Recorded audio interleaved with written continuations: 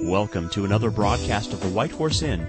On this edition of the program, Michael Horton talks with Robert Sungenis, president of Catholic Apologetics International, about Roman Catholicism and the doctrine of justification. Later in the program, we'll hear from Protestant theologian Mark Knoll, who has argued that the differences between Protestants and Catholics are no longer significant and worthy of division. So stay tuned as we take a closer look into Roman Catholicism and justification on this edition of the White Horse Inn. 5 centuries ago, in taverns and public houses across Europe, the masses would gather for discussion and debate over the latest ideas sweeping the land. From one such meeting place, a small Cambridge inn called the White Horse, the Reformation came to the English-speaking world. Carrying on the tradition of the early reformers, welcome to the White Horse Inn. Well, we have the privilege of having Dr. Robert Sungenis on the program. He's the president of Catholic Apologetics International, the author of several books on Roman Catholicism, including the best-selling Not by Faith Alone, the Biblical Evidence for the Catholic Doctrine of Justification.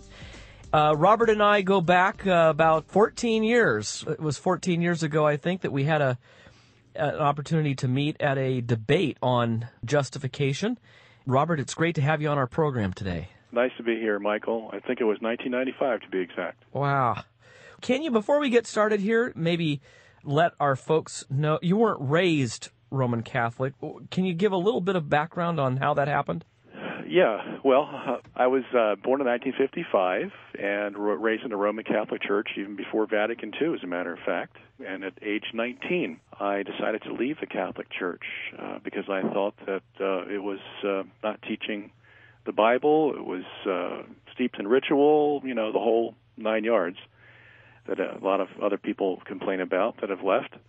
And for the next 18 years, I was a full-fledged card-carrying Protestant, probably was in and out about maybe 3 or 4 different Protestant denominations during that time, Presbyterians, Baptists, Independent, Fundamentalist. So I got a pretty good knowledge of the whole Protestant theology. I'm a graduate of Westminster Theological Seminary in Philadelphia, so I learned from the best.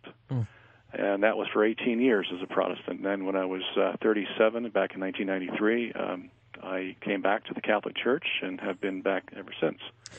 Now, you said in our debate, if I remember correctly, you mentioned that your time at Westminster Seminary, Philadelphia, was sort of instrumental in going back to the church of your upbringing. Yeah, I don't know if it was as instrumental as it was sort of confirming my resolve that I had made the right decision. And I cover that actually in my book, Not by Faith Alone. And I think you're referring to the Shepherd issue, Norman Shepherd, who created quite a stir at Westminster back in the 1980-81 period when I was a student there. And his emphasis was the fact that works justify. And I don't think they even ironed it out quite the way they wanted to, even back then or even now, what exactly he meant by that. And so there was a lot of controversy, but it did stick in my mind, and it made me realize that the whole idea of the Reformed understanding of justification wasn't as solid as it was purported to be. Interesting. First of all, do Roman Catholics teach salvation by works? That's one of the things that we often hear on the street in evangelical circles, at least. What do you say to that? Well, I would preface it by saying this. It's like the question you would ask, have you stopped beating your wife? If you answer yes, you're going to convict yourself. If you answer no, you're going to convict yourself. So it's one of those questions where you have to treat it gingerly, especially in a theological arena where things can be misunderstood very easily. On the one hand, I would say, no, Catholic theology does not teach that one is justified by works if we understand by the word works that we are doing something outside the grace of God. We're doing something on our own, and we can give God our works and say, God, you owe me salvation because of these works that I have done. The Council of Trent, in its very first canon, condemned that idea. It said to anybody who thinks that they can work their way to God, either by the law or any of your good works, your moral works, whatever they are, that's anathema. On the other hand, the Catholic Church does teach that works are salvific, that they do justify, but when it uses works in that sense, it is talking about works that are done under the auspices of God's grace. That is, someone who's already entered into God's grace by faith, and God can now look at those works a lot differently than he did when the person was not under God's grace. When the person was not under God's grace, the law, which God would use as the standard to judge those works, would condemn him for any work that he did because it would never meet up to the standards of God's righteousness. But once he's in the system of grace, as I call it in my book, then God looks at him in a very different way, and thus those works he does for God, God can look at those works and bless those works and give a reward for those works, which we call salvation. He in no way owes the man anything. He's not legally obligated to pay him anything for those works. God just does it out of his benevolence. And so in that sense, works do justify.